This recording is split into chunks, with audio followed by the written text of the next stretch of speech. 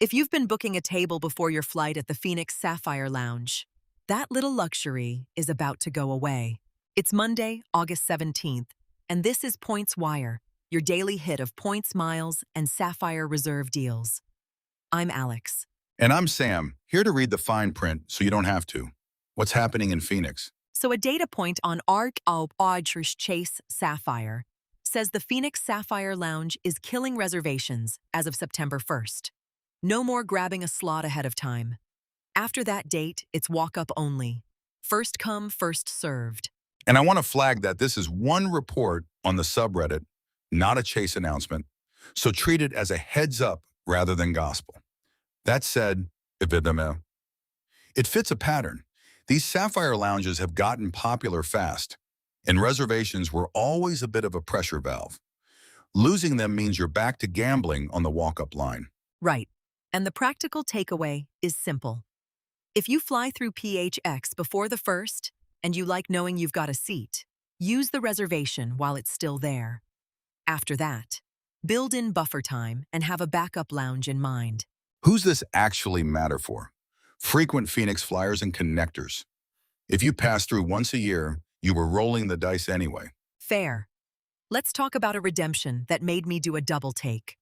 Someone on RR Chase Sapphire posted getting 3.42 cents per point on a Southwest flight, and the path is a little sneaky. They transferred Chase points to United and then routed value into a Southwest booking. Okay, so let me slow this down because 3.42x on Southwest sounds almost too good.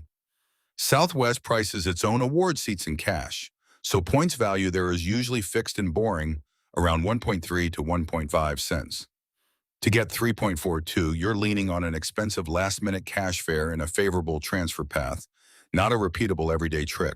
Totally. This is a single data point on a pricey route, not a strategy you build your year around. The honest headline is, transfer partners can occasionally beat Chase Travel's flat 1.5 cents by a lot, but only when the cash price is high. On a cheap fare, just book through the portal and move on. Chase all your points chasing 3x, and you'll waste a Saturday to save $11. Weekend well spent, Sam. Next one is kind of wholesome and kind of a deal. A thread on RR Chase Sapphire points out you can donate $10 to St. Jude through Domino's and come out ahead. Ahead how? Because donating money to come out ahead is usually a contradiction. The poster says the $10 St. Jude donation triggers about 3,700 ultimate rewards points plus $9 back through the Paze and offer stacking. So you're giving 10, getting 9 back, and netting thousands of points and the warm fuzzies. I actually like this one, with a caveat. These Paze and charity stacks are moving targets, and the exact numbers depend on which offers are live in your account. But even if the math lands a little softer than 3,700 points, you're donating to a genuinely good cause for close to free. That's a rare win where the skeptic doesn't have much to poke at. Mark the calendar. Sam approved a deal. Now the flip side, a Paze trap. A Chase Sapphire flag that Macy's orders paid through Paze are now getting hit with a shipping fee of $10 or more. And that matters because the whole appeal was a $10 back reward on Paze purchases.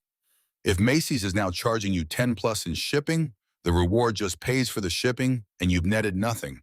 The juice is gone. So if you were running Macy's Paze orders for that 10 back, check the cart total before you celebrate.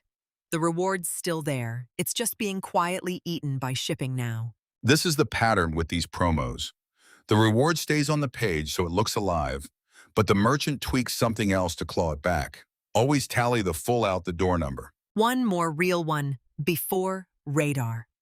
Frequent Miler put out a good reminder not to sleep on Costco travel for car rentals, especially if you're adding a second driver. This is a legit tip. Costco Travel often bundles a free additional driver, which at a normal rental counter can run you $10 to $15 a day. On a week-long trip with a partner sharing the wheel, that's real money, and Costco's base rates tend to be competitive to begin with. Just remember, you'll pay with a card, not points.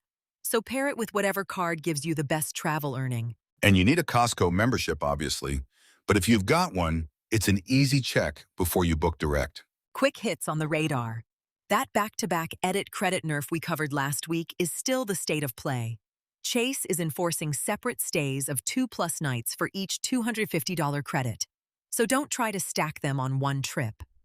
Miles to Memories says the World of Hyatt Card's elevated offer, up to 75,000 points, is on last chance footing, so if you want it, don't dawdle. And two small ones. Our Chase Sapphire notes. The Virgin Hotel in Nashville is throwing 250 bonus points for booking on the reserve, minor but free. And 1 Mile at a Time has a fresh guide on the best Emirates A380 business class seats. Worth a skim if you've got a Q-Suite size dream and the miles to match. That's the show. If today's Southwest math or that St. Jude play made you think of someone, do us a favor and send this episode to the friend who always ends up booking everyone's flights. They'll thank you. One last thing. This show is for information and entertainment, not financial advice. Terms change fast, and as we saw with Macy's today, they change quietly, so verify before you act. Links to every source are in the show notes. We'll see you tomorrow. Thanks for listening to Points Wire.